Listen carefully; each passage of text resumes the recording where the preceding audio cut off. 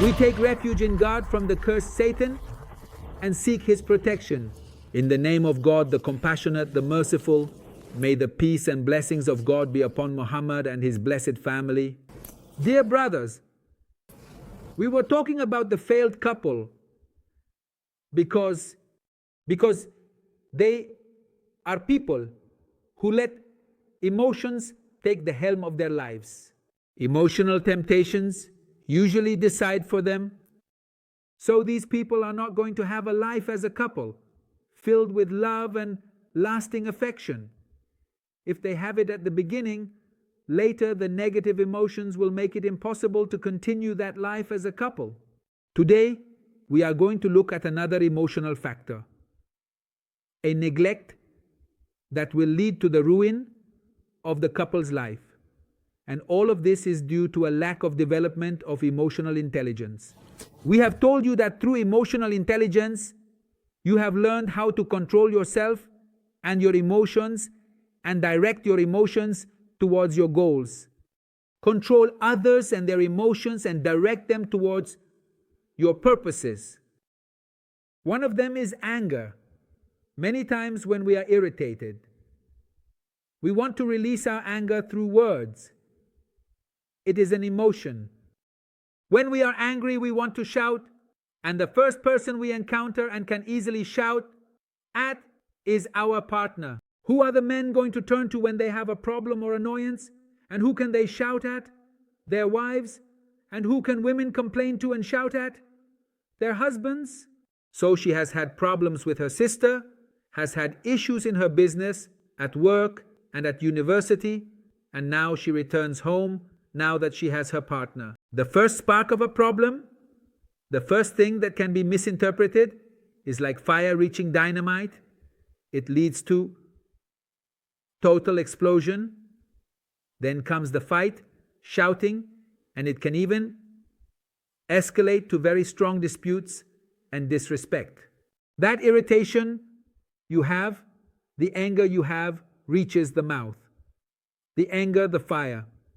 They are blowing fire at each other, burning each other.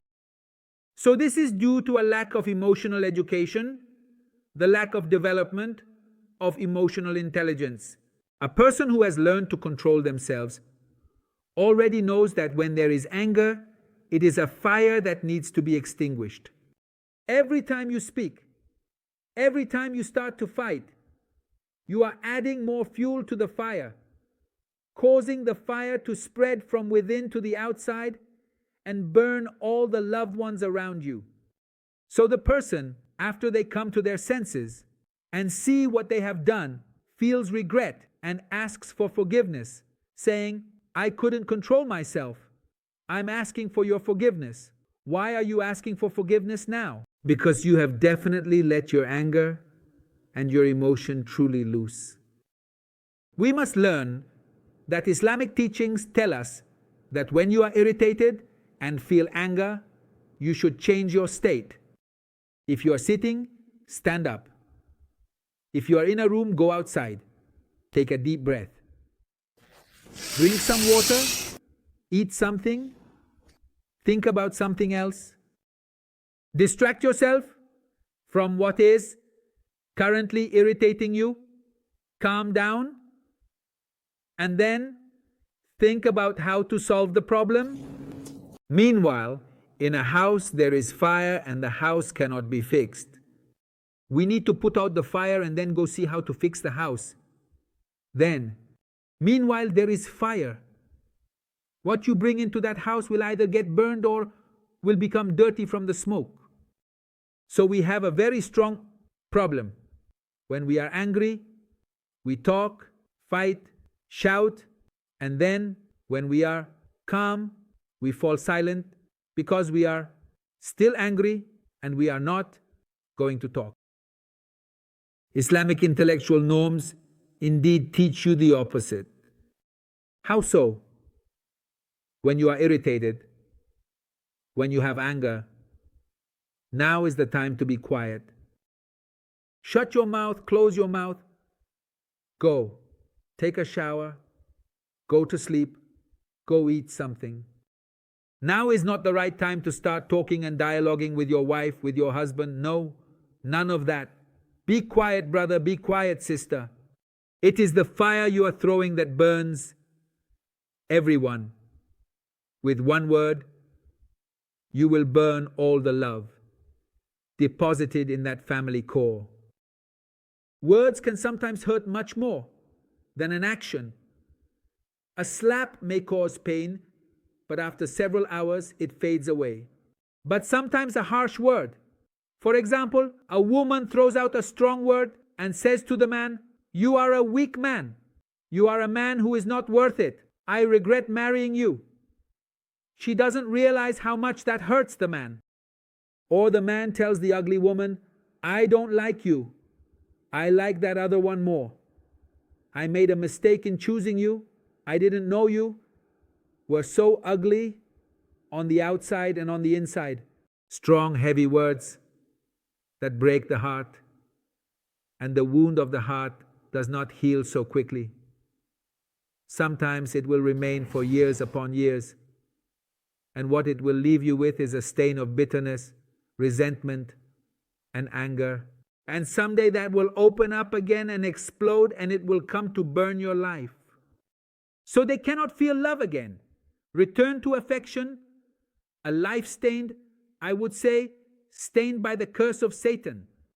Because God in the Holy Quran, when speaking of Satan and his temptations, says Satan wants to sow among you anger and hatred. So a person who lets go of anger speaks for that person, throws fire, burns everything, and then remains angry and does not speak. That is a big mistake. You must learn to control yourself. When you are irritated and then when you are calm, think about the solution. Think it over well.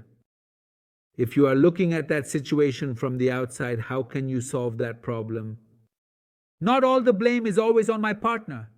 I should always look for my part in the blame, in the fight.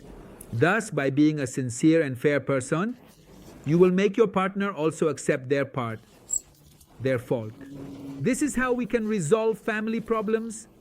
So the next time you feel irritated or angry, don't speak, brother. Be quiet. Get out of the state you are in the place you are, and don't call your partner. Go away, calm down, relax. Once you are calm, think about your own guilt, how you have provoked that problem, how you have caused that problem. 2001. Think about it carefully. Be fair. See yourself from the outside as an external person who is observing that individual, and be a just person, not self-interested. So, when you can take part of the blame on yourself and acknowledge it calmly, go to your partner and confess your guilt. I will say that, to be honest, in that fight, in that problem, I have had my part of the blame. I will acknowledge it and all of that. And then say, "Darling, love, how can you help me solve the problem?" Does it mean that the translation of that word will be what part of the blame you have? No, you are not going to attack him directly like that. No, you are not going to say how you can help me solve my problem. Do you mean I have recognized that it is my problem? I have acknowledged that it is my part of the blame, all of that, and I come to say, how can you collaborate with me? How can you lend me a hand? How can you help me? And so your partner says, look at what a just person, and I have had part of the blame. And so, little by little, it may be that in the first days, she also resists. Your partner resists, your man resists. But gradually, he will learn to be a calm, peaceful, intelligent person who does not leave his emotions in the hands of emotional intelligence. God bless you, brother. Let us not forget the advice that the prophets of God have taught us. Emotional intelligence is not for today. It is prophetic teachings from centuries and centuries past. The problem is that humanity, forgetting God, has forgotten those pieces of advice. Now it is living in a hell of selfishness. Save me from hell, and here in this world we can also live in paradise. God has created you to live happily. A strong hug.